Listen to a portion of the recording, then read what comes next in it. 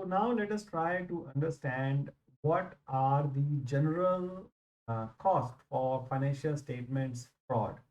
You may have seen, you have now understood what the fraud normally is considered. Now, what are the cost of those financial statements? Let's look at some of the costs. The first and foremost cost of the financial statement, fraud in financial statement, it undermines the reliability of financial statements, reliability of the auditors, reliability of the management. It puts a very bad image of the company. It may affect their share prices. It may affect the company's reputation itself. It may also impact the overall sentiment about the listed companies.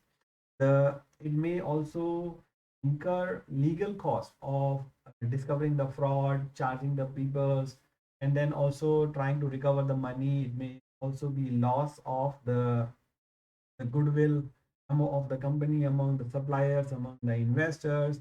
It may lose the morale of the employees. It may also deter the financial reporting processes. Normally, whenever there is a huge fraud, there are a lot of regulatory interventions, a lot of regulatory standards are being issued by government, by the authorities, by the stock exchanges. More disclosures are required, and the companies who are not doing the fraud has to bear the burden of having additional disclosures, because additional disclosure means additional cost for audit companies, additional cost for the management to prepare the financial statements.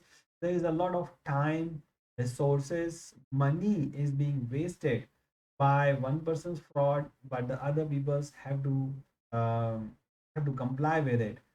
It makes the capital markets less efficient, because if you are not able to rely on the financial statements that is being produced in the listed companies, you will not be able to make the decisions for investment into the company just on the basis of financial statements. That the people may not be trusting the secondary market. So it may create the liquidity crisis in the stock exchange. So these are the major cost of the financial frauds. It may also uh, destroy the career of the people who are involved, or who are maybe doing it in the force of senior management. Maybe senior management want to do it, the junior people are doing the fraud, but not by own their will, following the instructions. Their careers, because they are the one who are doing the accounting work, their careers are destroyed. It may also cause the bankruptcy of the huge corporations, may cause the companies to be broken down into multiple companies.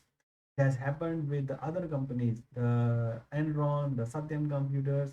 They were sold on the stock exchange, they were auctioned to recover the loan amounts, to recover the fraud amounts, and they are not able to recover anymore. So it may happen that the companies may lose their own themselves.